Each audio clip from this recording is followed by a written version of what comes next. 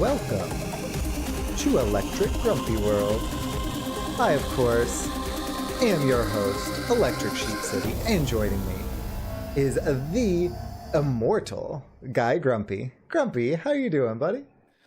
Not feeling immortal right now with everything going on, but feeling good.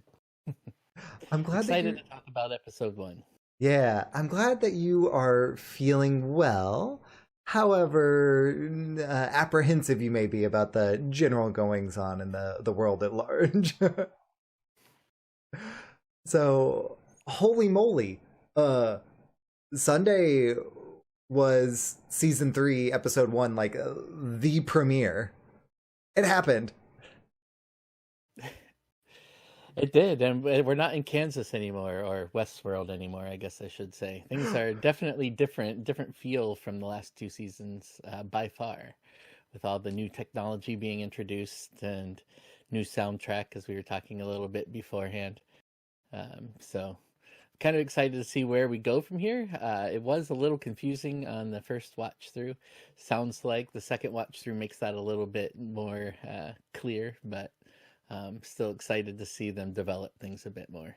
Yeah, the second watch through honestly had a lot of kind of smaller things that I picked up on that I didn't pick up on with my inaugural watch through. There are a few points that seem like they could be kind of timeline splits. That, you know, I mean, I'm watching Westworld. I'm assuming that the timeline is going to split at some point in it, right? Right. And I think I can fairly well identify two really possibilities that kind of diverge from the main plot line or timeline, as it were. That is kind of spotlighted in the premiere episode. So just general first impressions, Guy Grumpy. Aside from the vastly different, how did you feel about the premiere of season 3? As we talked before, season 1, I think, was the best television I've ever watched. Season 2 kind of let me down a little bit on the first watch through, but as I watched it again, I felt like there was a lot baked in there that was a little more subtle and that you had to dig for to really understand where they wanted to go with it.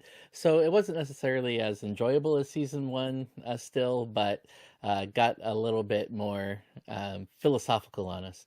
Season 3 kicks off, and I feel like we've been slowly whittling down timelines. So there were several different timelines in season 1. There were not quite as many. There were some flashbacks, but I don't think that they were really telling a story like they were in season 1 with the different timelines. And season 3, I feel like we're closing in a little bit more on fewer timelines. So I only noticed 2 different timelines that I thought were going to converge at some point this time, but we still have 7 more episodes, right? So Right.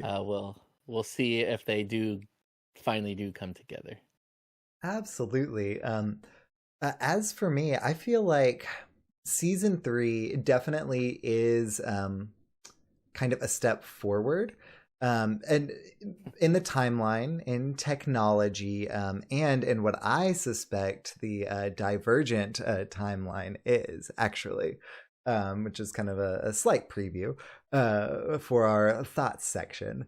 But like you kind of alluded that we spoke about before the pod, the soundtrack is so much more futuristic. You know, it's like that kind of cyberpunk, like driving, like industrialized electronic music. Whereas historically, yes, there's some kind of electronic elements to the earlier seasons, but that like piano or that orchestra is the driving force of the music in those, and season 3 is definitely a departure from that. Yeah, so in the first 2, it was more they used that as a way to infuse 90s music and even early 2000s music into the old-timey feel that they wanted you to get for that world. Whereas you don't have that familiarity either with what they've introduced in season 3. To me, it's more like what you see in trailers now, where they're just trying to get you interested by giving you a flash of something and then a flash of something else with a deep whir, whir over and over again, and it eventually wore on my old man mind, or started giving me a headache. So, with our kind of initial assessments on the board, would you like to dive into a recap of the first episode, the third season of the World of West? Let's do it. Excellent. Well, I identified 3 basic plots to kind of overarching view. I was speaking with my best friend, who's also a huge Westworld fan, and this is how he put the 3 plots. 1 is Caleb's plot, which is pretty much GTA 5. 2 is Dolores's plot, which is pretty much Watch Dogs. And 3rd is Bernard's plot, which is pretty much Stardew Valley. I disagree with the last one, but it was funny. So these, funny. Right? He's on a farm, right? Yeah. Although they're farming a little bit different stuff there, right? Way different from Stardew. Very much different. It seems to kind of be more like not more. It seems to be a meat farm more than anything else. Yeah, a cloned meat farm even is what I was gathering. Mm-hmm. Yeah, those were the kind of hints that I was picking up from that as well. So generally, whenever we highlight Caleb and or highlight Dolores, it'll be those, and Bernard's is Stardew Valley asterisk. And we did get, those were the plots that I think we were kicked off with in this season, but there were still a couple more that were introduced but not really fleshed out, and that was Charlotte's journey on the board, and then at the very end, Maeve and where she is now. Absolutely. Yeah, and that I think is going to be super interesting. Both of those, but Maeve is the one in particular that I was thinking of. Right. So our story begins highlighting Jerry. Jerry is a rich asshole. He is getting this kind of intel from his like stockbroker person, who he sees through his glasses, which have like some sort of holographic augmented reality, like AR type situation. And he's like, hey, sell all of my Delos stock. Like, this massacre is just terrible. Like, sell, sell, sell. He has a temper. His wife comes up to him and is like, hey, the dinner's ready. Dinner's ready. And he's like, get out. Just get out. I told you not to interrupt me. He's a jerk. He goes to sleep, uses the... I put on here using drugs, but I don't think they're drugs. I think it's like something to do with the little implant that they're kind of like dropping hints about and like alluding to throughout. So it's some sort of implant complement that he takes. Yeah. It looked like the tags that you NFC tags, right? That you use for checking in things, but obviously it's more biochemical and interacts with your dreams. Maybe I'm not sure if he needed that to go to sleep or if that's just a luxury for promoting dreams like the one he had. Yeah, that would make a whole lot of sense. And I think the implant and we'll come across it because I actually turned closed captioning on to get the name of the program that's essentially running everything. Nice. Yeah. Find the Easter eggs that way. I think that that's going to feature super prominently this season. And this is kind of the very first breadcrumb that we see along those lines. And the general setting for Jerry in this kind of opening credits montage, the cold open, as it were, is Jerry's fully automated house. Smart house, like, whoa. Yeah, maybe it gets too smart towards the end as it goes all hell. And how it gets all hal with the assistance or at the beckoning of Dolores, who attacks, as we've titled this slide. So Jerry wakes up and his automated house is restricting him. I said he wakes up. Yeah, wakes up. Yeah.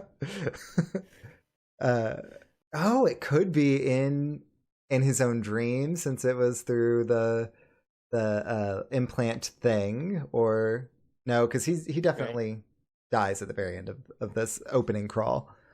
So anyway, he wakes up, whether it's in the simulation or not, right, to see Dolores skinny dipping in his pool.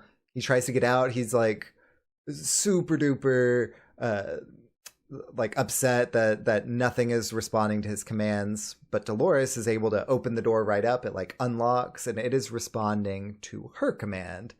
She has full access to the house. She recognizes Jerry from the park. He ended up raping her at his bachelor party.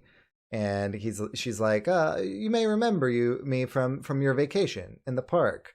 And she says this a couple times throughout the episode. And both times she seems to get just kind of like a screw you from the person who's saying it, which I found really interesting. Like Jerry in this one makes sense because she's kind of antagonizing him. The other one seemed a little out of place, to be honest. Mm-hmm. So she read his book in the forge, and she tells him as much. She tells him, I read your book, and like, you and I know what that means. But Jerry's like, what are you talking about? My book? What? So she's loaded some of his like bad memories into his like AR glasses, smacks those on his face, and forces him to relive some of his bad memories from the book. Including, but really featuring, where he killed his first wife, the one who he was going into his bachelor party, where he ended up raping her in the park. She, at the end of kind of his almost kind of like acid trippy like foray into his memories, she is basically divulges that he used to work at Insight and kept some confidential files, and that if he surrenders those files, she will trade those files for his life. He does that thing, puts his little fingerprints on the thing to give her access. She does that thing, and then he ends up, yeah, old school manual. That's that two-factor authentication. No facial recognition there in the future.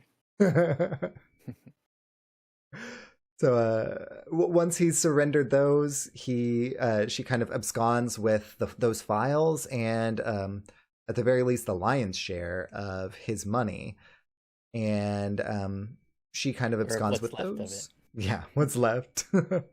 And he kind of jumps and kills himself. I don't know if it's intentional. I kind of don't think so, but either way, he died. But he doesn't really jump. So I think that's kind of an important thing, is he's seeing a visual representation of her and goes grabs a golf club and tries to whack her with it, or some kind of club, and falls and hits his head. So because she's not really there, she's behind him or something to that effect. So important to note that there are holographic representations of people in addition to the hosts, and it's all kind of intermingled now in this future world.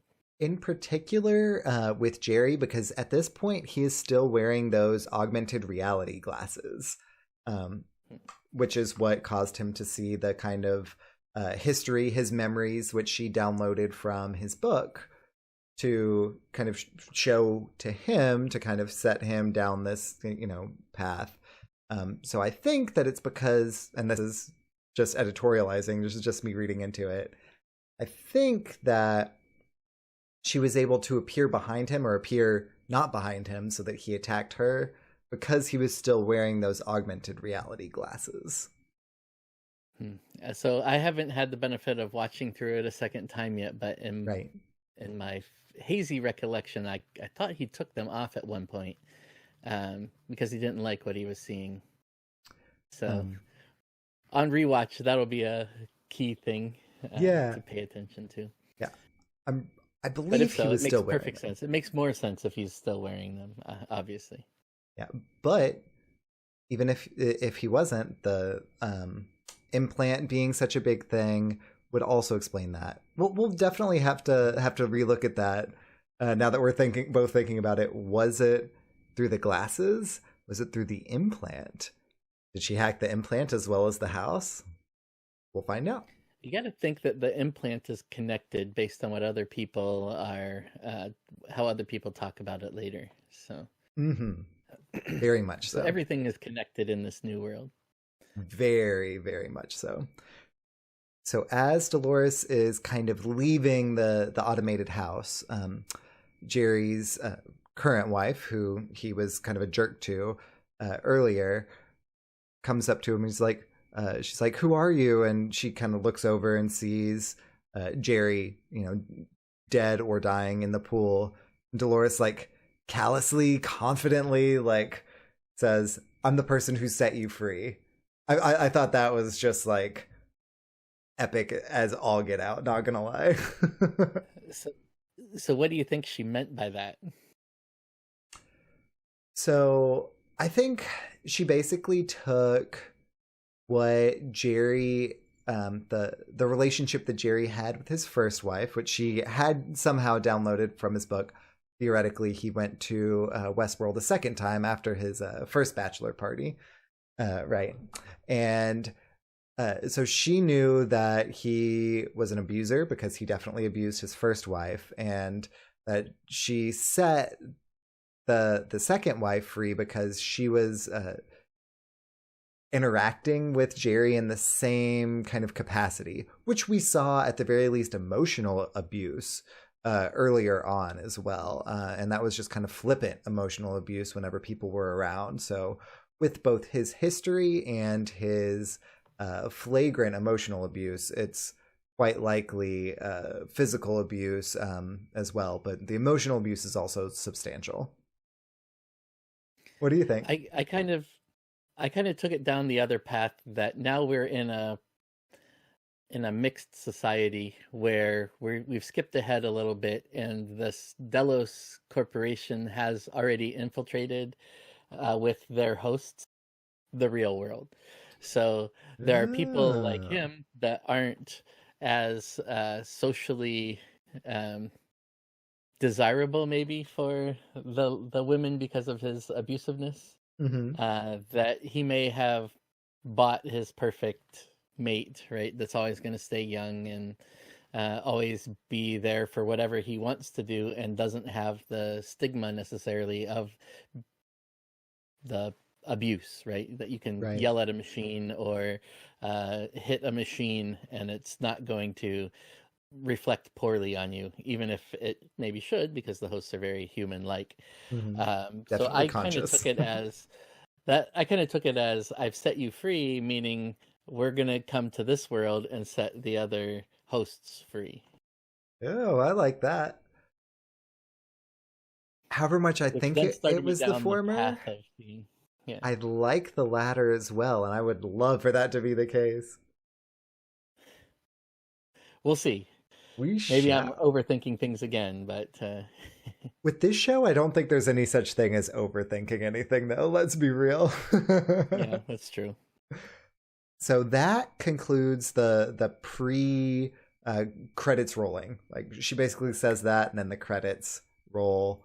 Opening sequence transpires, and we come across Caleb. So Caleb is Aaron Paul's character. He's the well marketed new character to the series. So he is talking with Francis, who at this point seems to be some sort of confidant. He's ex-military, working in construction, and he at one point says that he keeps his implant turned off because all he is are rough edges. So my understanding of Francis, and I'm not sure what the turning point was there where I got this, but he's in some kind of a therapy. And so Mm-hmm. Francis is the mind of one of his friends from the military that died. Yes. So he's the response or the download of the mind, and he's making calls to Caleb as part of his court mandated therapy to that's supposed to help him, but it sets him to those rough edges of how can I be talking to my dead friend, and how can he be responding to actual things, and what can I really share with him, because they have downloaded all of his mind to communicate with me. So anything that I say is going to be monitored. Right.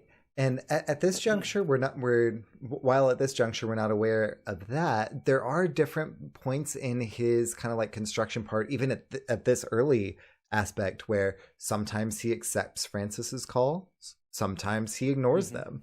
Like it's very much like every time he looks down, because he has like a smartwatch whenever he does it. Every time he looks down, he kind of, it's begrudging, even whenever he does seem to accept it and engage in that therapy speak with his ex-military friend, or his deceased friend from whenever he was in the military. It's definitely more of a chore than anything else. It's definitely, while he may be trying, whenever he does accept it and does engage with it, it's definitely begrudging, and it's not probably the way that the therapy itself was intended, at the very least. So, and I got the feeling that they have some kind of social credits, and so Mm-hmm. the reason that he has to take so many of the calls, I think, is to improve his social credits, because he's obviously at the bottom of the barrel for that, partly because he's keeping his implant off, so he's not able to earn the credits that he normally would. But building that up is very important, so you can't ignore all of the calls, but it's just making the determination of whether he's on a job or whether he's at the construction site, when he can actually take the calls without getting him in trouble. Exactly. So then it kind of cuts from him working at his job to the hospital. And he's helping the hospital people take care of his mother. And she takes the same kind of like air quotes drug, bio engineered circuitry that Jerry took whenever she kind of drifts off. And she says, like, "You're not my son," or something along those lines. Whether that's a delusion, whether that is her kind of alienating him, we're not sure at this point, because this is the only time we really encounter his mom throughout the episode. We do, however, know We will see her again, I'm sure. I'm definitely sure, because she, or really her medical bills, are a huge driving force for Caleb. Because he owes a ton of money for her medical bills. Right after he leaves her, after she took whatever it is, I'm sure we'll have vocabulary for it at some point. Whenever she takes that thing, he's speaking with like a nurse or some sort of caretaker in the hospital, and she indicates that there are some cheaper options that he could pursue should he so choose, because this sort of life care is very expensive, and it's definitely driven home. That is very much his one of his motivating factors, at the very least. So in order to pay for said medical bills, Caleb makes money on the side through I didn't write down exactly what it was called. It was like something. I But think it was Rico, but the C was a cent sign, so I don't know if it's supposed to be ah. Re Resento or for Resento. That's clever. But essentially, it's some like really nefarious, like crime future version of Fiverr, though much more expensive than Fiverr would be because everything's $5 on that. Whereas the job that he accepts ends up netting him substantially more than $5. Plus social credits, which is what I think he's really going for, that somehow it adjusts that social score for him. Absolutely. Well, and it kind of has the dual benefit of both because on the one hand he wants to get social credits to have a better job, but on the other hand he still does also need to pay those medical bills that are mounting for his mother to continue to get the care that he seems to believe that she needs, while the caregiver seems to have indicated that there are other more affordable options. Although they haven't told us what those other more affordable options are, and in this world that could be extremely bad. Get sent out to Armand's farm, meat farm. It could be very bad. So whenever he accepts that job, it turns out to be a smash and grab, essentially. So he works with Ash on the left and Giggles on the right. Giggles is played by Marshawn Lynch, and he is hilarious. Like, he's amazing the entire time. He's mostly amused. So he's got this shirt. I just want to go into Giggles for a tiny bit. He's got this shirt that whenever we meet him, it says Amuse, and it's just like chilling at Amuse for the majority of the time we see him. But at one point, it goes from Amuse to what was it, Enraged, Irked, something like that. Beast mode. It should have, because he goes beast mode whenever his mood changes from Amuse. That's for sure. Yeah, for sure. So Giggles is on something. They say kind of what it is flippantly, but he's definitely not low. And Ash is definitely the more cooler head that is driving this encounter heist with Caleb.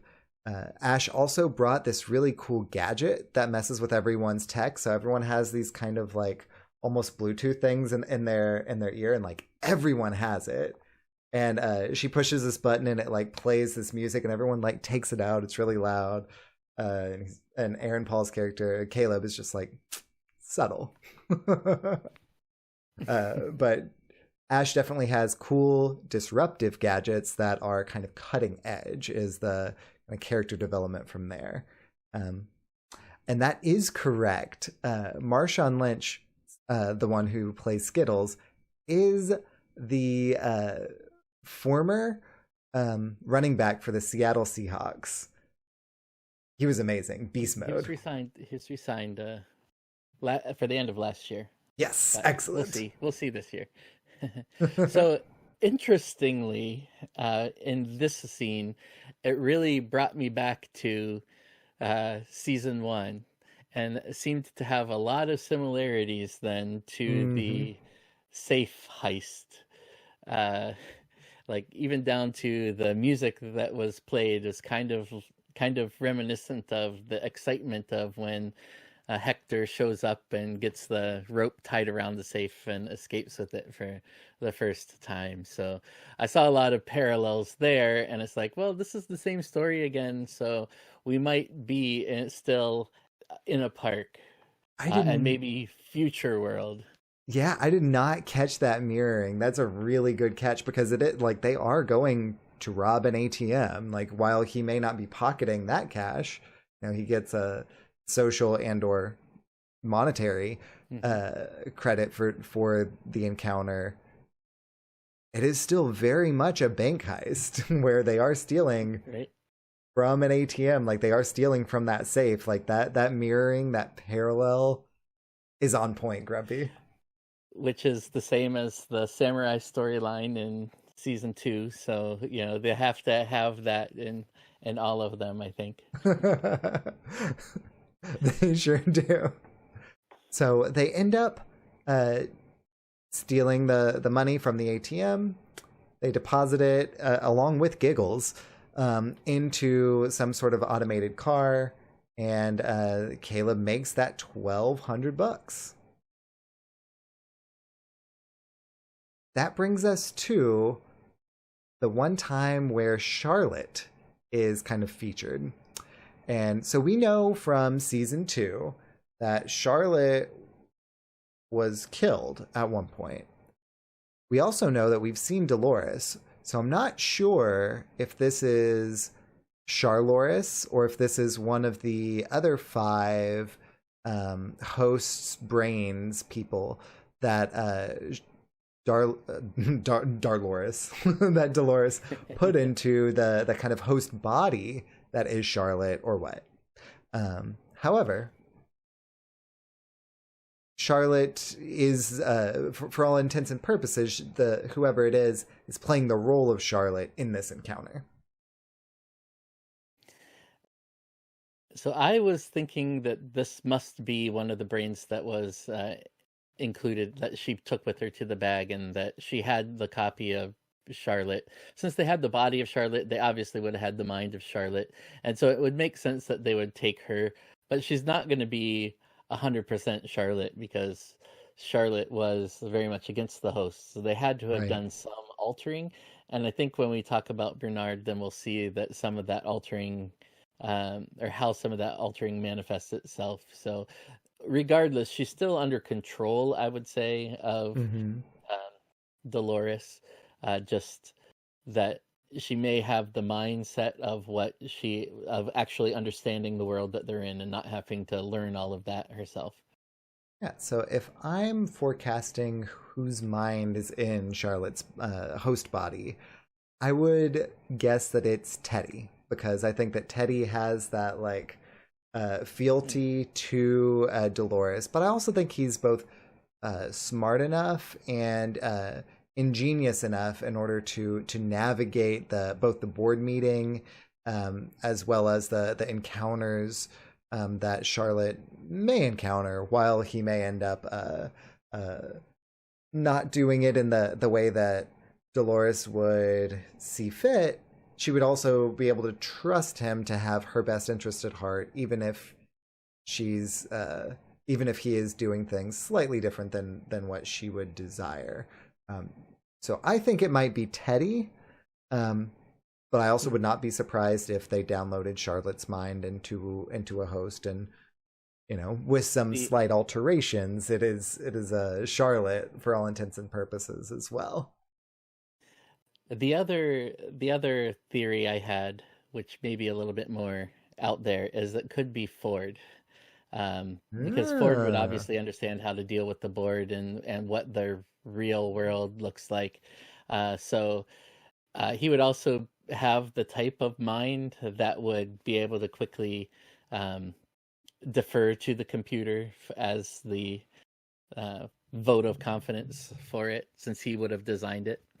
And since he was obviously the master program, that kind of makes sense too. I feel like Teddy, that's a really great guess because of all the reasons that you stated, but I feel like in this situation they would want someone who had been there before, so that everything wasn't a surprise. And when we saw Teddy in season 2 start to see some of these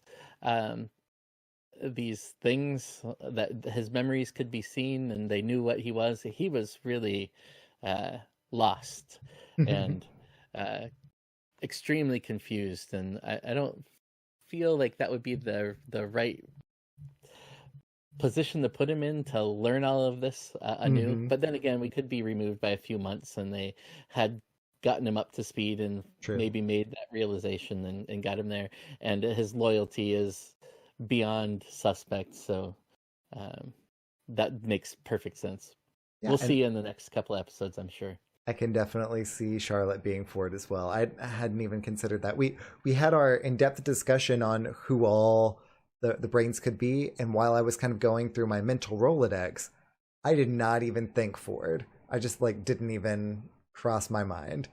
Ford would have been a really great one, and he's one who we both came to the conclusion that he was one of the could be one of the brains that one of the brain hosts that Dolores absconded with from the park. Yeah. So at one point, you kind of intimated it.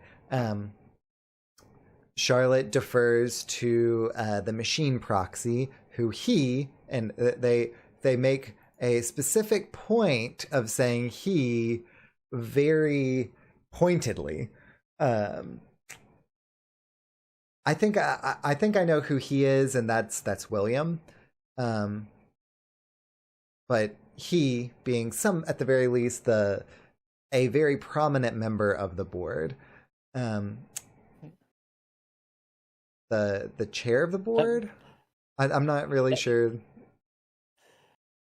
I was wondering who he was, and so I was thinking that it was with Ford's death that it was his like another copy of Ford's mind, but I think they specifically mentioned that he just wasn't available, which makes me think that William is a much better guess.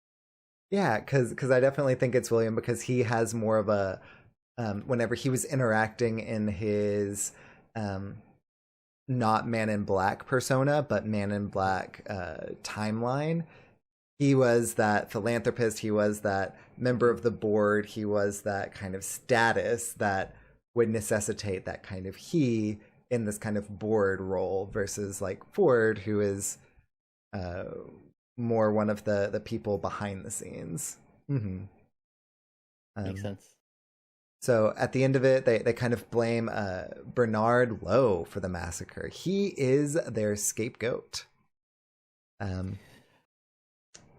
Yes, which is where I got a little bit confused, and maybe and where it doesn't necessarily line up with William, because I don't know how much William knows Bernard from like I don't recall them really dealing with each other too much. So blaming him would be a little bit out of character, whereas blame the others that know who he is and what he's done make perfect sense. And in fact, Ford had blamed him before.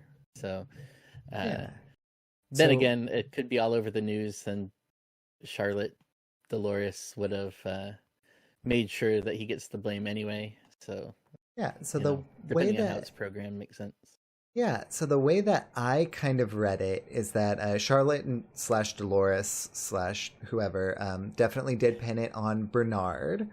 However, I don't think that he or William has surfaced, and I do think that he is William. So I don't think that he's surfaced since then. So he's not among the dead, but he's either like in some sort of a coma, he's in some sort of a fugue state, or they know where he is, but they can't access him. And so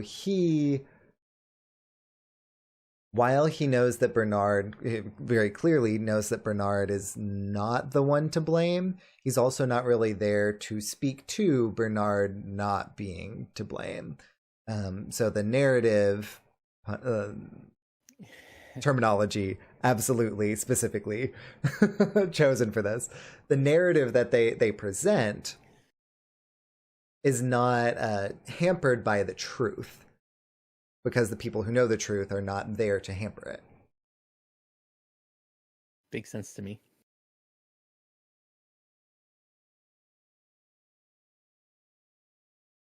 So they blame Bernard for the massacre, and they kind of move on from there. It kind of cuts from that to Bernard himself, who is in hiding, working on that meat farm. He grew a fuller beard and shaved his head. Not bad for a host. He's doing the Captain America style of of hiding. So he engages with this little, not little, cow, engages with one of the farmer people there.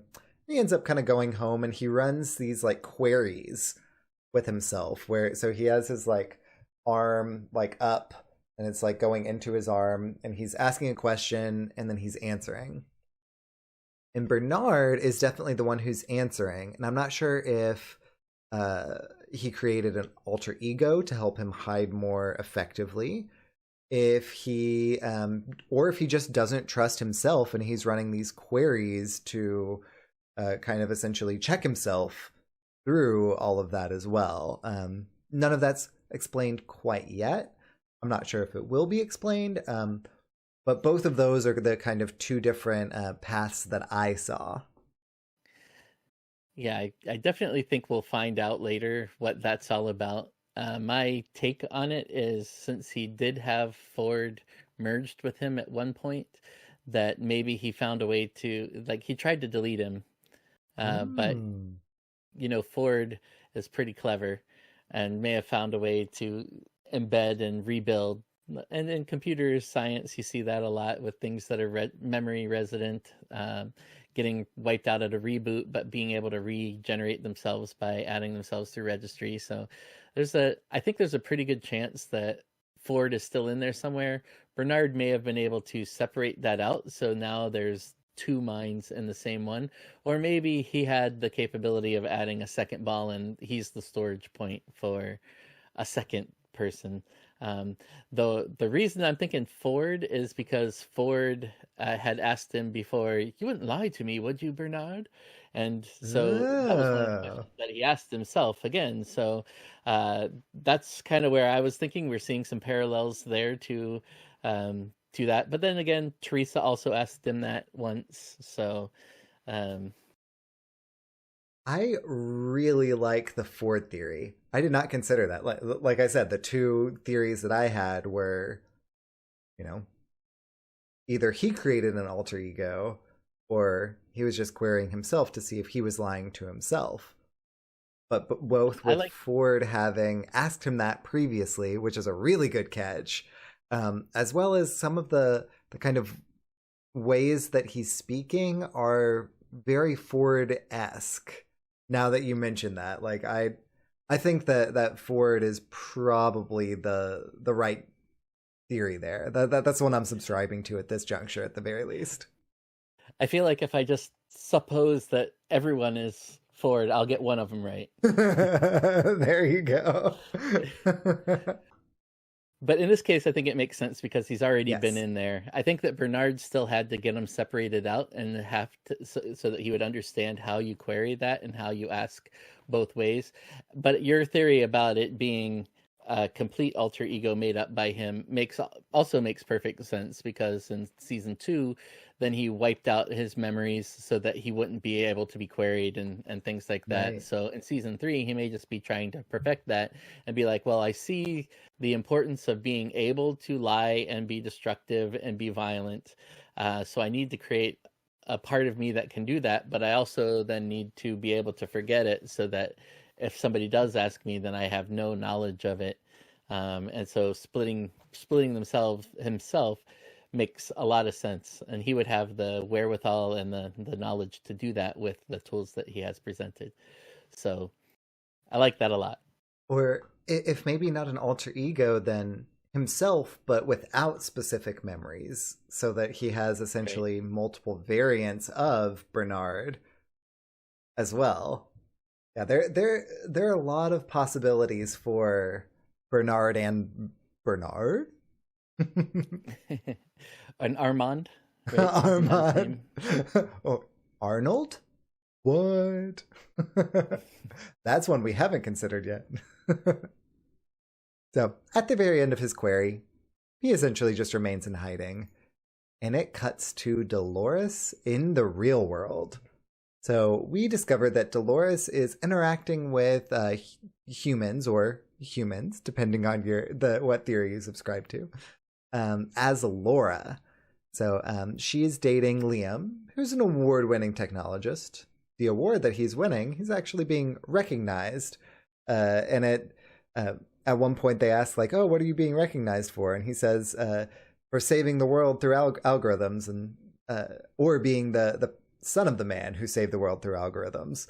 So his father is the one who kind of, at the very least, was part and parcel of the team that put together the algorithm and whatnot that is kind of driving this future technology and this future society. You look like you wanted to say something. No, I'm good. I'm waiting for the next part. Excellent. Yes. I actually put this one in here specifically for you because while they're kind of all sitting around the table, Liam's friend talks about how we're all in a simulation, and his girlfriend is like, And none of this is real. yeah, his girlfriend is like, he always gets like this whenever he's high.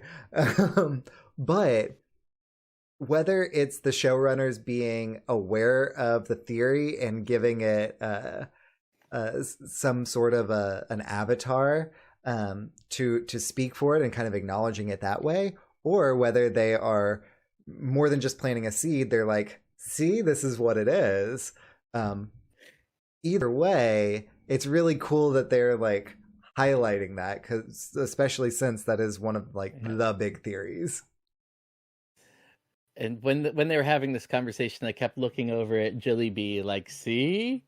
They're just outright telling us none of this is real. It's all just a simulation, just like the real world. We are all in the Matrix. So it's just the different ways of accessing it. Yeah. So later on in kind of the outline, I call the guy who speaks with Liam here his bodyguard.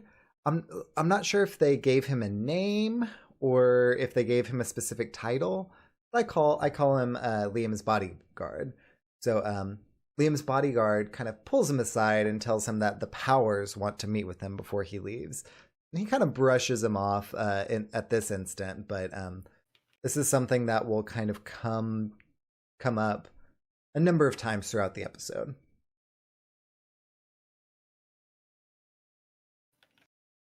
And he was the guy that played in Gladiator, the guy that got his horses and tried to hook them up. So kind of made me think of that kind of being the same role, the protector. And although in this case it seems like he's more protective of the company than of Liam himself. Very much so. So from there we kind of Powers. Yeah, the Powers, yeah. More than the company, the Powers seems to be his charge to protect. So from there... Oh, sorry, go ahead. He actually... I was just going to say, he actually works for the new place, the new corporations that I'm drawing a blank on here. Insight. So...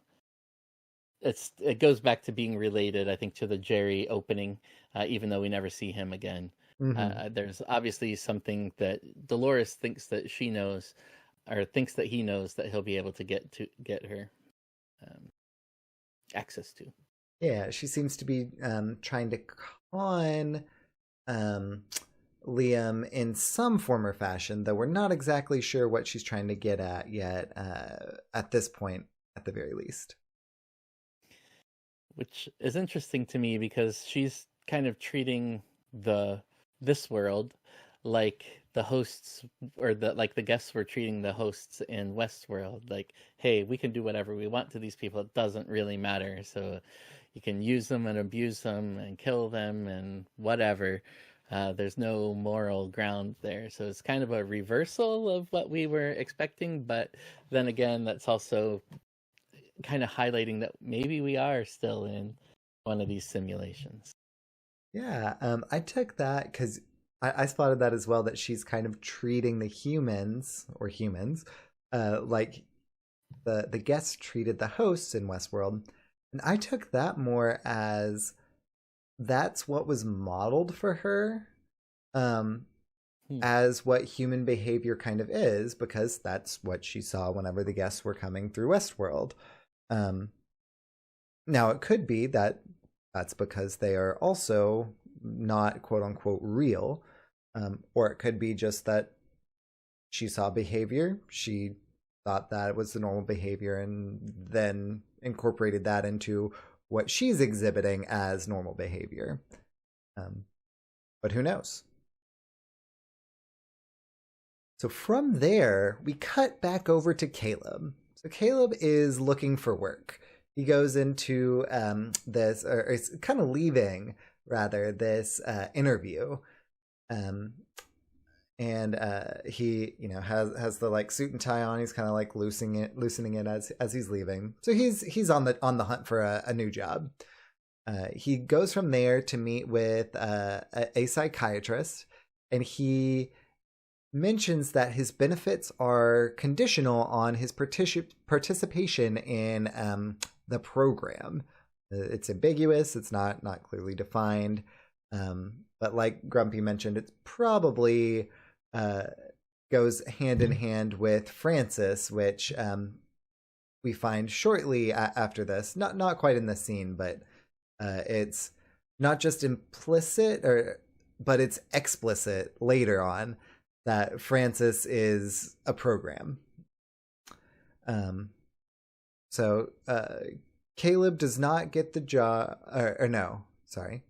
Caleb leaves the psychiatrist's office and ends up taking a job on his little Fiverr type app. He goes there and finds out that it's actually a personal and not like whatever a not personal is called. They don't really define impersonal. And Giggles is there too. And this is where at one point his shirt goes from amused to angry, or whatever the negative emotion is on there. And he lets this other guy have it. Yeah, I don't know what they were calling the other jobs, but you kind of got the feeling that the personals were homicide or like hitman jobs, versus just bank heists and other robberies type things. So in this world of crime, you can take the path of peace or the path of violence, and he's obviously trying to stay away from the worst of it. Mm-hmm. And part of that may be because it is being somewhat tracked, even though he has his implant off. The reason he didn't get the job that he was applying for is around his credits, even though they said everything looked fine and they wouldn't give him any instructions on how he could improve his standing, social standing. That he still has this underlying desire to do the right thing and be good. Mm-hmm. So the job itself seems to be there's this woman whose boyfriend or husband or friend, it kind of seems like it's a deeper relationship than just a friend, perhaps brother, took some sort of illegal, I put it here as a drug, Substance. but it's a substance. I think that it was probably that same thing that I called a drug earlier, but is that kind of like biomechanical programmed thing that they were, that they were eating, consuming, to have like their little like positive like feelings.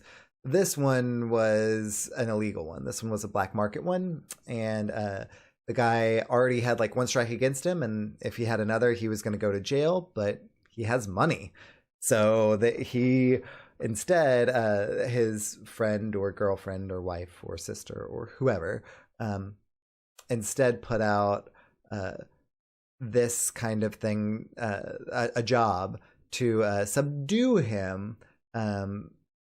into not really compliance, but to basically calm him down. At one point, because he there's like this tablet thing that he broke, so they couldn't modify his implant to react to it in a different way. Um, and it seems like that tablet kind of controlling or being synergistic with the implant is going to come back up because they made a pretty big point of highlighting it in this altercation. Which is an interesting correlation then to the tablets that the hosts use to, like Bernard is using to control flipping between himself and whoever the other part of him is. And that was being used to program the hosts even back in season 1.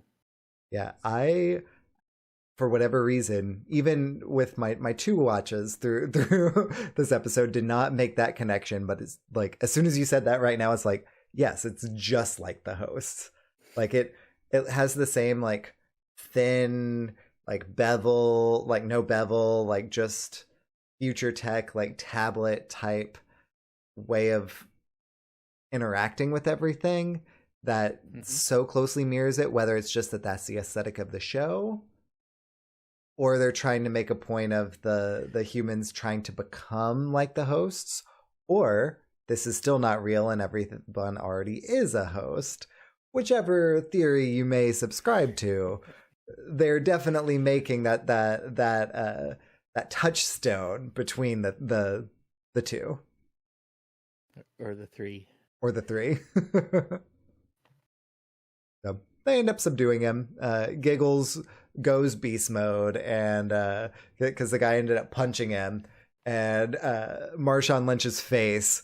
Oh my god, it was epic. Like, I'm not a Seahawks fan, but I am a Marshawn Lynch fan. That was amazing. Hopefully he'll be in more episodes. It wasn't just a one-time thing. I have to hope he will, because he was amazing throughout the entire episode. So then we cut back over to Dolores interacting with Liam. So she's kind of tailing him. So Dolores and Liam are looking at this like big, like almost like circuitry brain like hub that Liam's father created. So Liam gets called away by his bodyguard type person to speak with, I'm assuming, the person who is the Powers. So she tells him that there's turbulence in the data of the Rehoboam. Rehoboam? I couldn't quite catch it whenever they said it. Like I said earlier, I straight up turned on closed captions because I was like, wait, what? I wouldn't have even caught it, so whatever it is, it's turbulent. Yeah. And Liam kind of says, it's nothing, like I'm confident, like it's fine, everything's good. But then whoever she is, she says that, we don't share your confidence in that. And he says, using the royal we. And then she says, no, he doesn't trust your confidence. So is this the same he that they indicated in the board meeting? Is this a different he that is kind of pushing buttons behind everything? Serac, who we kind of learn his identity at the very end of everything. Is it him? Is it William? We're not really sure at this juncture. For some reason, I was thinking it was his father that called him away. But that makes it interesting since he's obviously reporting to him in a business sense as well. Mm-hmm. Do we know William's last name? Will we be able to determine if William is his father? I thought he only had a daughter.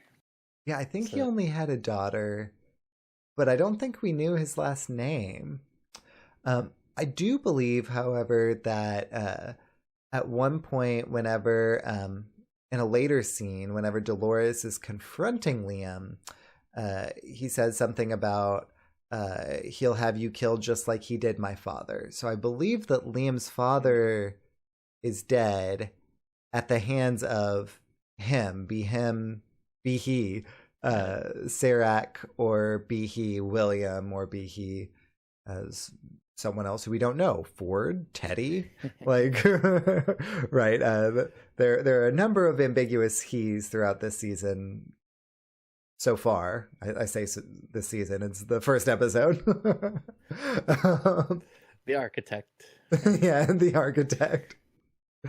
So Dolores is kind of tailing him through this, and she spies in on this conversation, and it's kind of through her lens that we watch this conversation, which I found that some really cool storytelling. Mm-hmm. So cuts from there to Bernard. Sorry, Grumpy, you were saying? No, I was just saying, just reactions, kind of Sam Raimi-ish, right? Very Sam Raimi-ish. So we cut from there back over to Bernard. And a couple of Bernard's co-workers realize that he is Bernard. We're not sure what his cover's name is, but they don't say Bernard Lowe. So clearly his cover's name isn't Bernard. No, it's Armand. Oh, was it Armand? I just didn't catch it. I can't remember what his last name is. I'm going to look it up real quick. Cool. So while you do that, they confront him and threaten to turn him in unless he pays them off, and pays them off to the extent that the information of where and who he is worth. And he doesn't have this money. Like, he does not have it. And so they're like, well, I guess we're going to turn you in then. So he uses that little thing that toggles between the different personalities or whatnot, to toggle over to his Bernard personality. And he says, Bernard, don't hurt them too much. But then Bernard beats them to a pulp. Doesn't kill them. Does not kill them. At the very least, it's not confirmed that he kills him. It's not confirmed that he does not kill them either.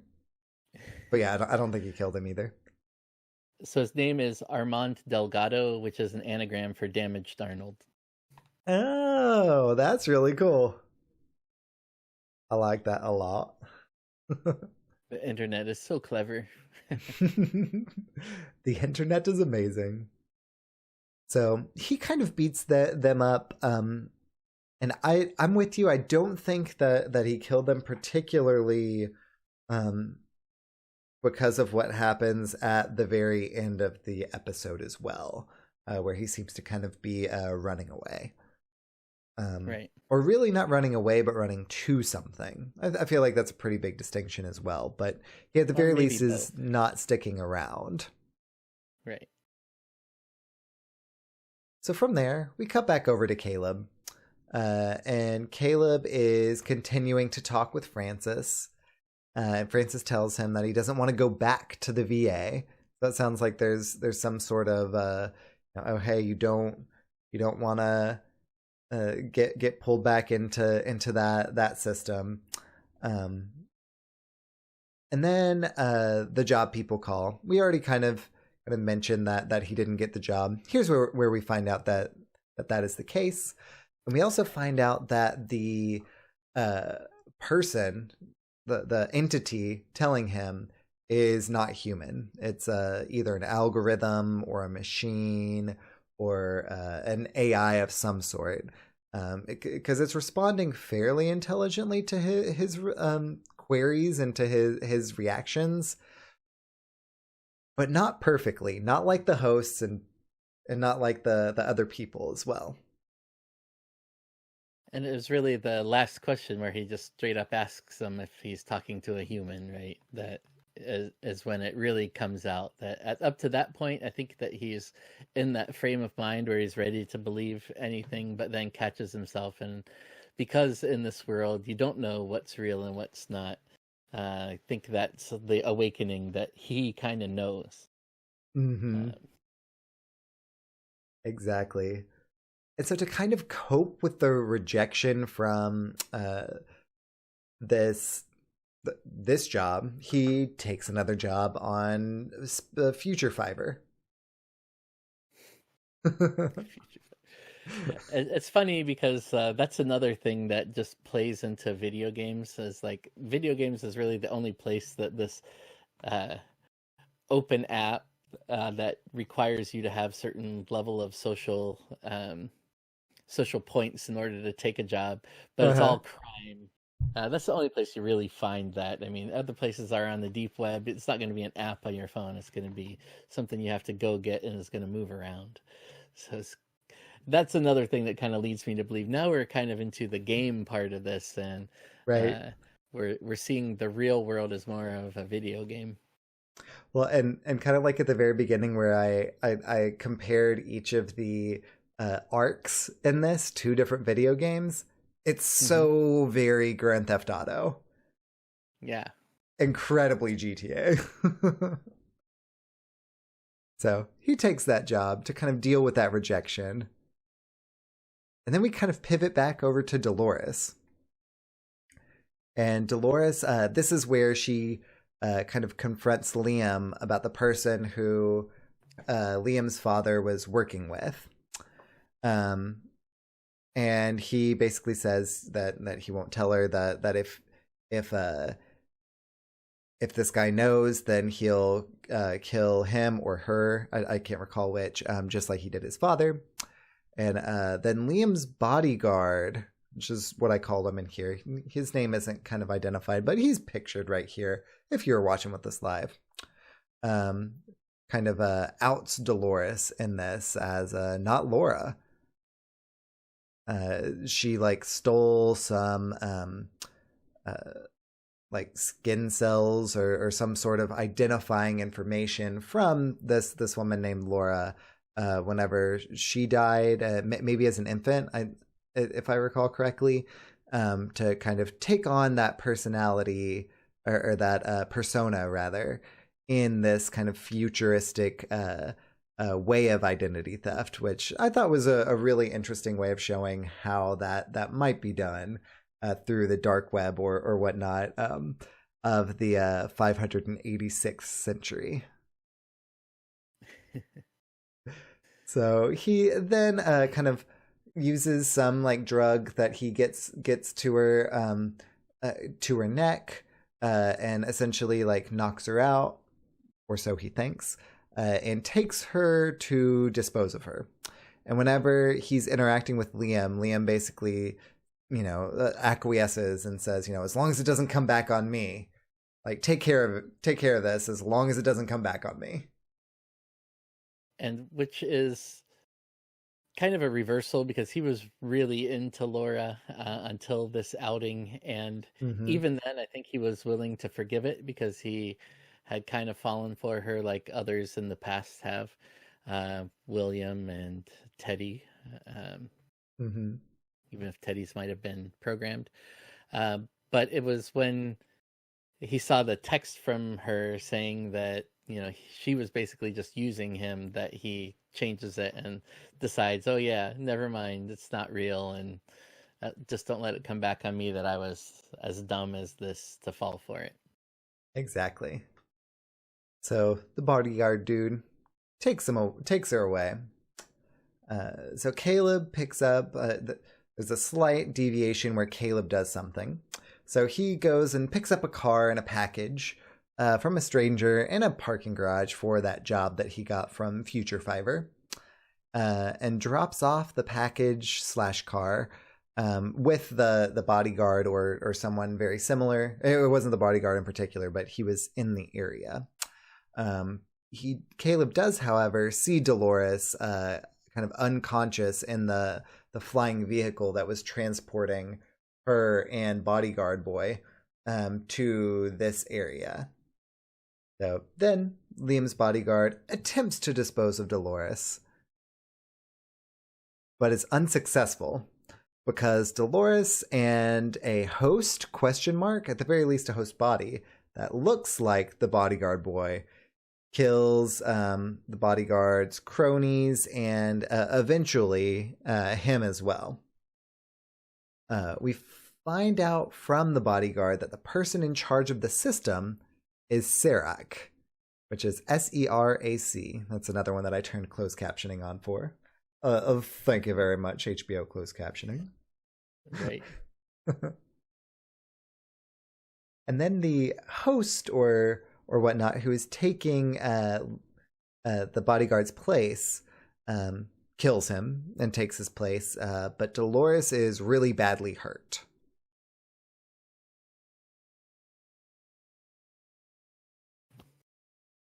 So I from have there, nothing more to say to that, though. It is a little bit weird how she gets a little separated uh, from them on that, because I was kind of anticipating that the host that looks like Liam's bodyguard, hopefully we get more names for these, yeah, was sent by Dolores, knowing that something like this was going to happen, right? Either she saw it in the programming or just knew that what she was doing was kind of risky and that she was going to need it at some point. And since they're still connected in some way, he was able to call out for help and get that um, uh, rescue.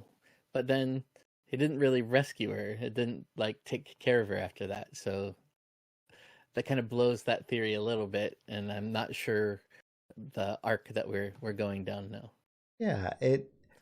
The arc that I think that that character, whoever may be in that body, the arc that I think that they're kind of starting to go down is kind of like whoever is in the Charlotte body is infiltrating the board and really leading it as the interim CEO.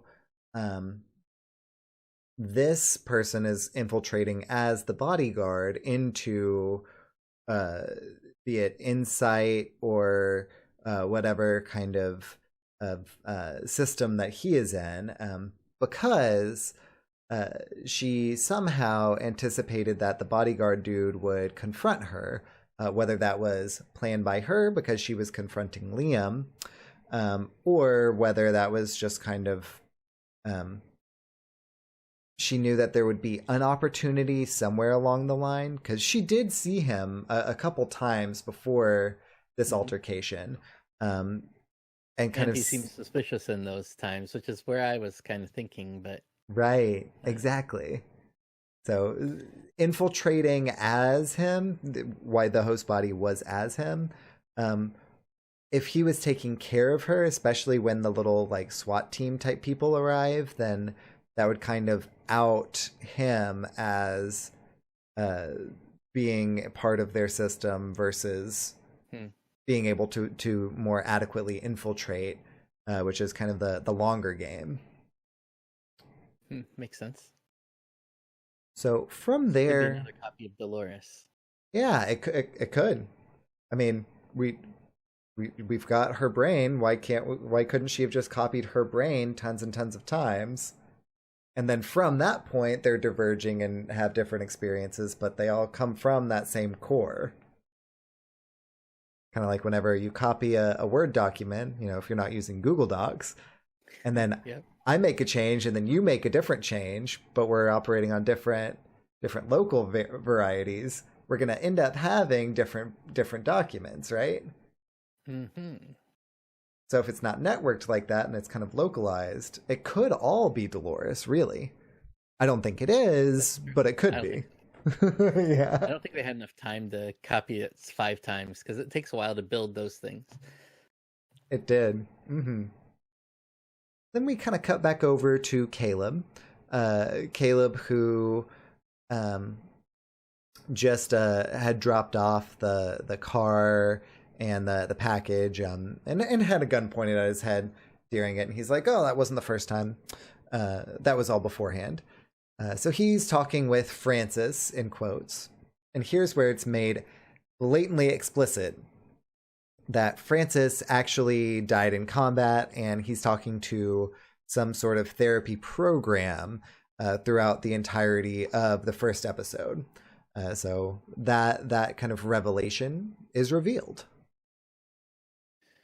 Or set of programs is True. where I was kind of seeing this. Like his bravery when he had the gun pressed against his head and like really not being afraid of anything here kind of reminded me. I saw a lot of similarities between when the Man in Black in the early season one would let them have the first shot, that he wasn't Mm-hmm. afraid of getting hurt because he knows that he couldn't be. So it kind of leads me to believe that Caleb knows he's in some kind of a simulation, and maybe this whole virtual world that he's in is a way for him to deal with whatever PTSD he has coming out of the military, seeing his best friend die, his mom being sick. It's all really just a way for him to deal with whatever, that he is the host or he is the guest in this future world.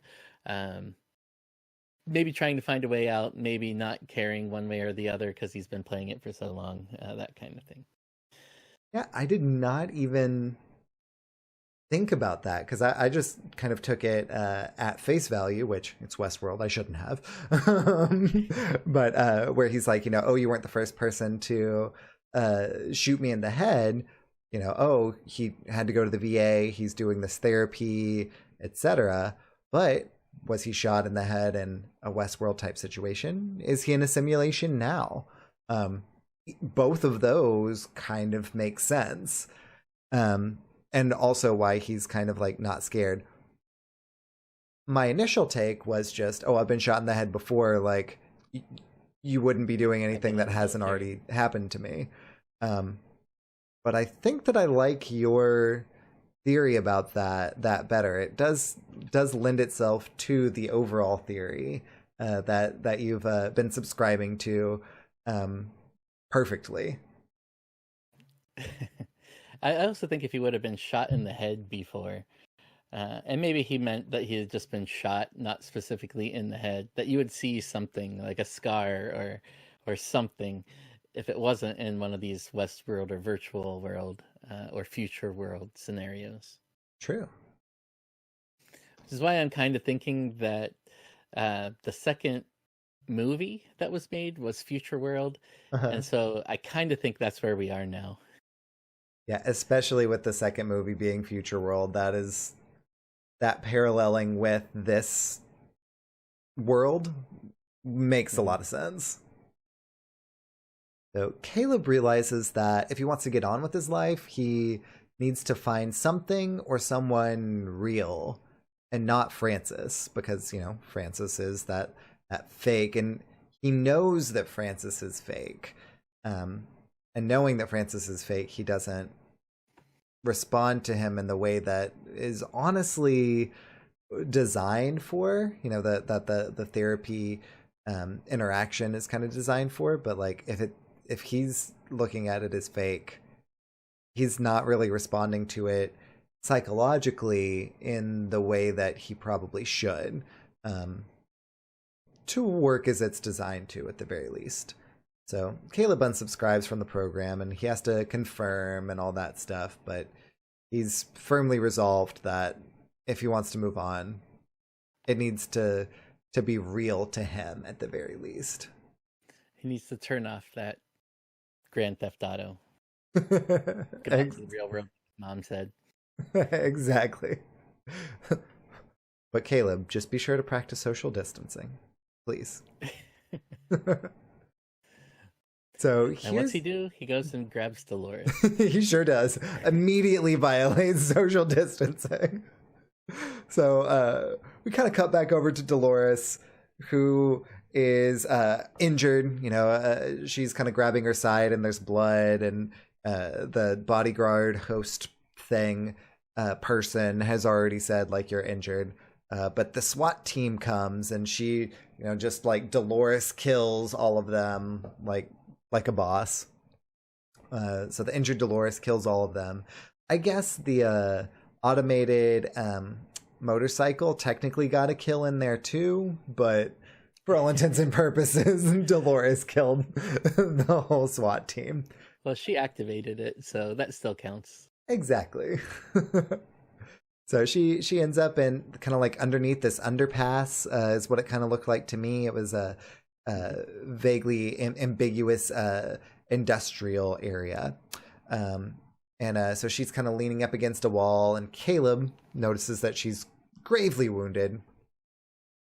and comes over to see if he can offer assistance, and she falls right onto him, kind of like she had with William in one of the seasons prior. I made that connection I was too. Gonna say that. I was gonna say that. Like almost the same way, even. It really was. That was one parallel that even I, who wasn't really looking for them, couldn't help but notice.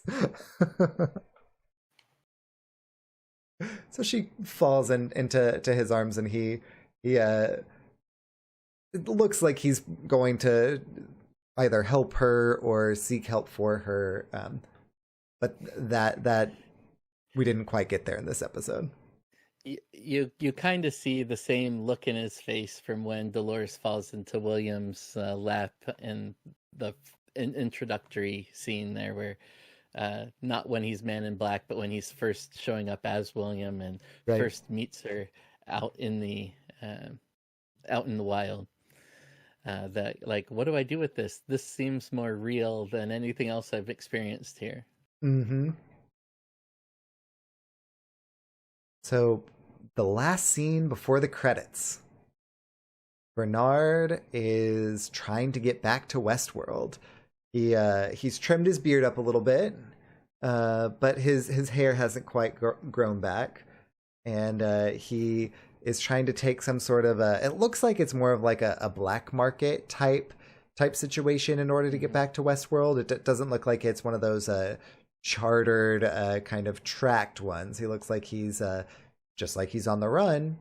He's also trying to get back into Westworld through sort of less savory, more undocumented than less savory, but some sort of undocumented means more than anything else.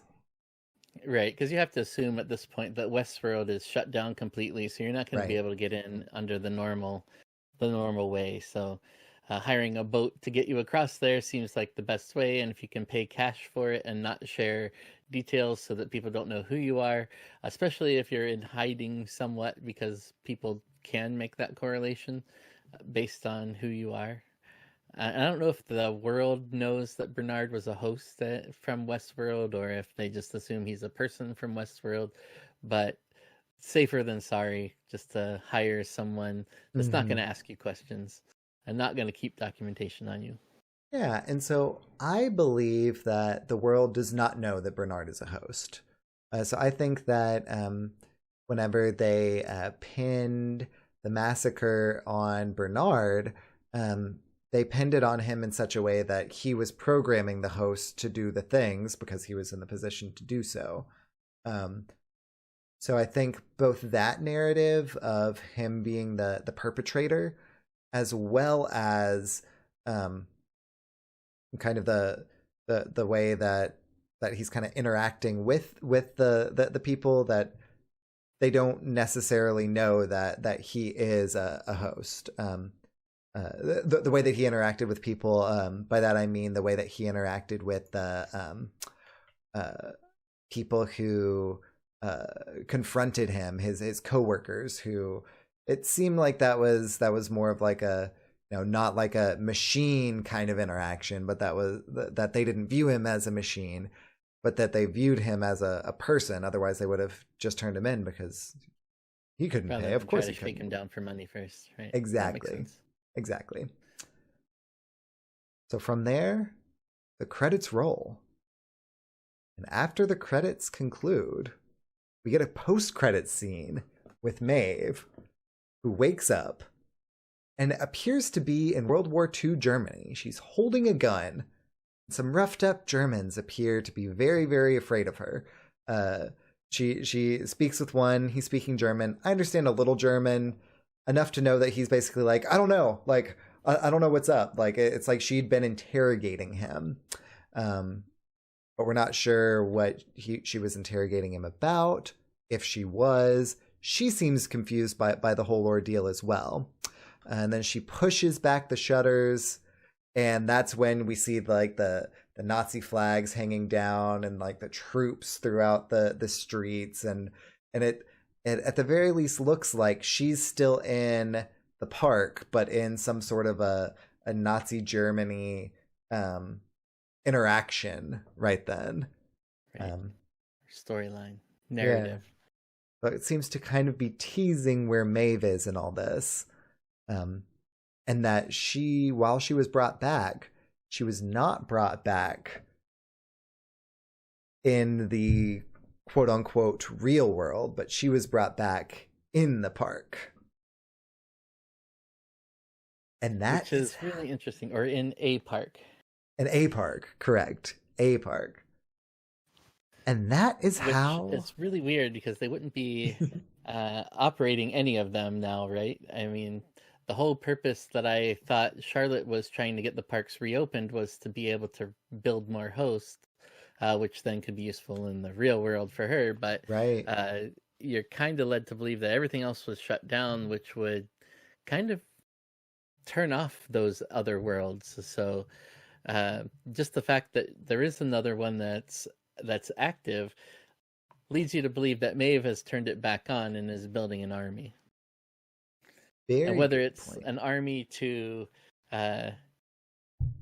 defeat Dolores or to take into the real world and own that one is still to be determined, because she seems to still have a little bit of a human side to her, whereas Dolores seems like more of the cold killer type. And it seems like while she seems unaware of how she got into this position, it does seem like she is, at the very least, the Maeve that we all know and love from seasons 1 and 2.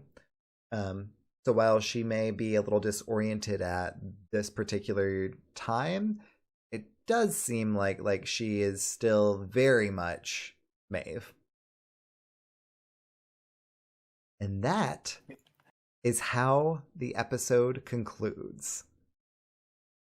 So our thoughts, I already went into who I think that he is. But where do you think that we might go from here, Grumpy? So I'm excited to see the Maeve side of the story, because I think we've talked multiple times. Both of us find her to be the most fascinating of the hosts, at least as far as story goes. Hard agree. So I'm really interested to see where that goes, and if she is building an army of hosts, or if she's just been stuffed back in here because she was saved by Sylvester and Felix, thank you.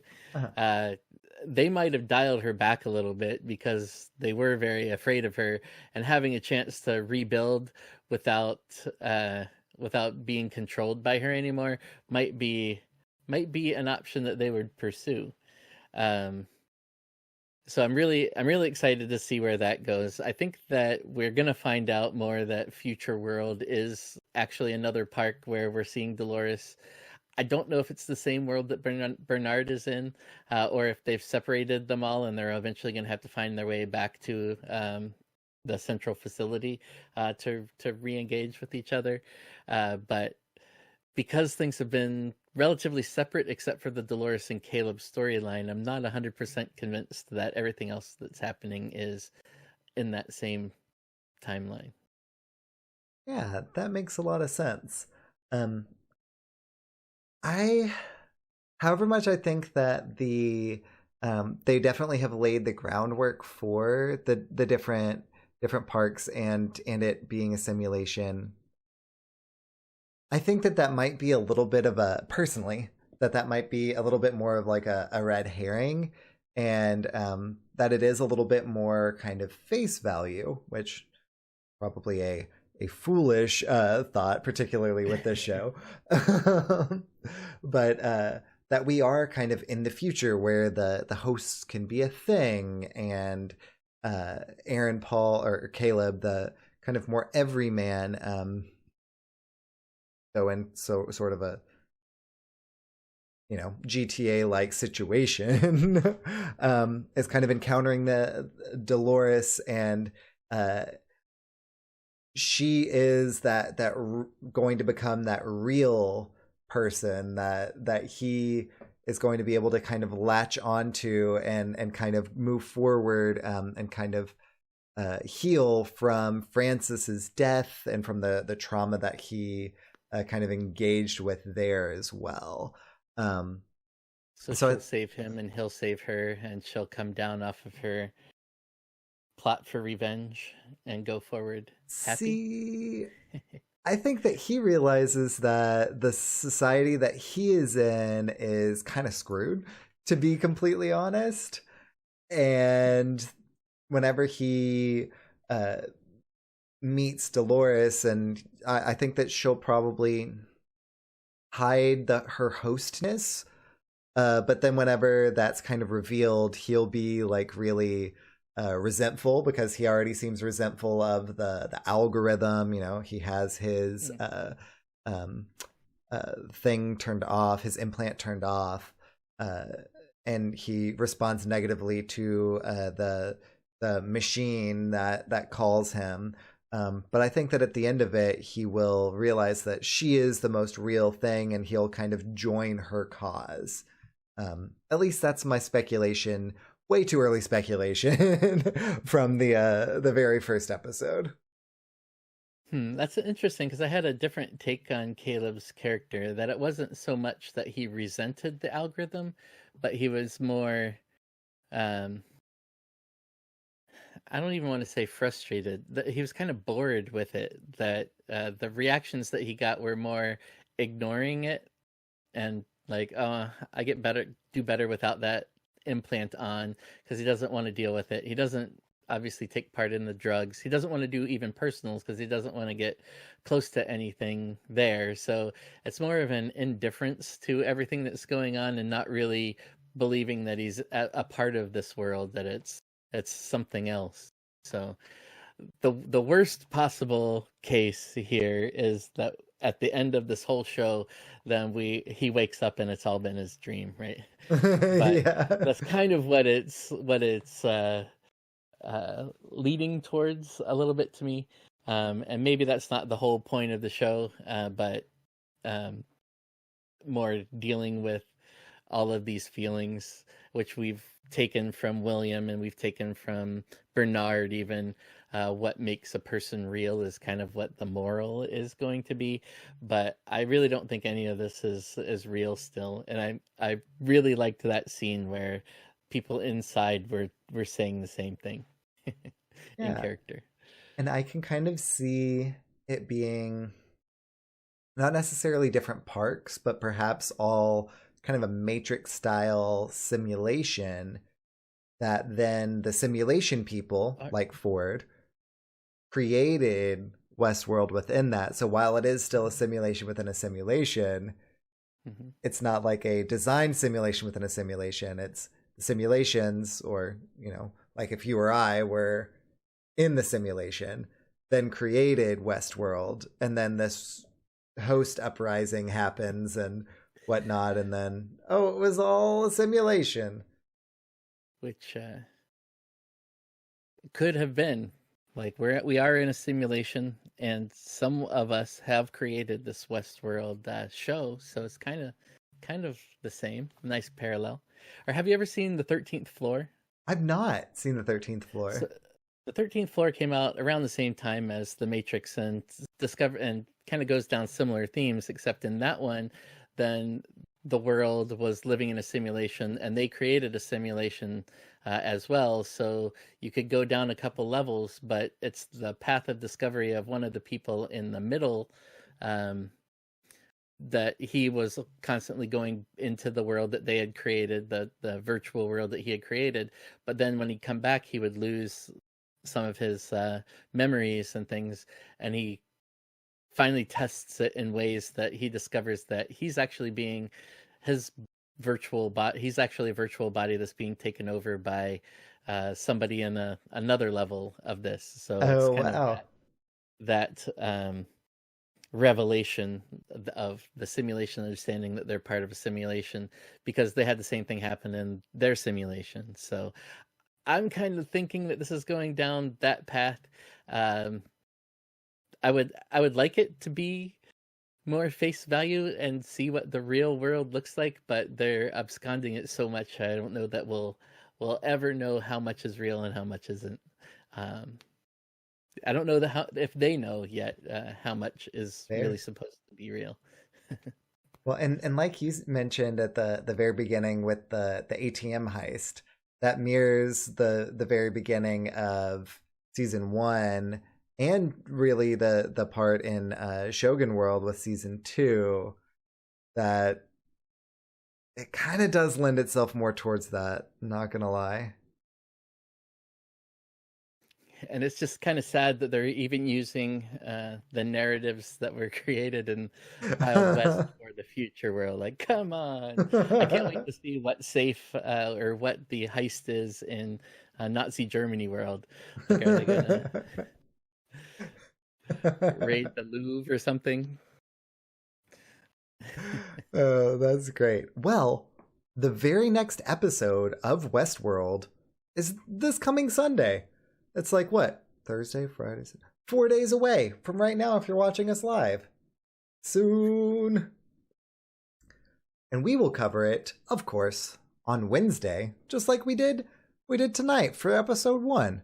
So join Guy Grumpy and me next Wednesday right here for Electric Grumpy World.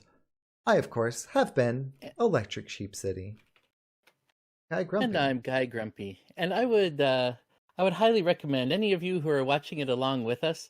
Can we get a spot on your Discord, Electric Sheep City, where we can talk about spoilers for season 3 and hear some of what our fans have to say in between episodes, so that we can bring some of the more popular theories up, or make sure that we are including our audience a little bit more? Absolutely. So please definitely join the Discord. It'll be in at twitch.tv/electricsheepcity. There's a little Discord bug below, but also it should be on my Twitter. If it's not, I'll make sure it is by the time you are hearing this. And we will have a Electric Grumpy World channel within that does contain spoilers. It'll be marked NSFW. Don't put anything actually not safe for work in there. That's just to keep people from clicking on that and seeing spoilers if they don't want to be spoiled. That said, spoilers will abound in that Electric Grumpy World will abound channel. Absolutely. So thank you for joining us this evening in Electric Grumpy World. I have been Electric Sheep City. I can be found at twitch.tv/electricsheepcity. My co-host, as always, has been Guy Grumpy, who can be found at twitch.tv/GuyGrumpy. We both predominantly play Hearthstone, though on Wednesdays over here in the city of Electric Sheep, we meet for this here Electric Grumpy World, while Westworld is going on for those Westworld Wednesdays. Guy Grumpy, is there any final parting thoughts that you would like to impart on us before we conclude? No, just much love. Stay safe. Practice social distancing. Wash your hands. All of that. We want you to be here every week for this Electric Grumpy World, so we could share our love of Westworld with you. Absolutely. So with that, good night, everyone. You stay electric and you stay grumpy. Good night.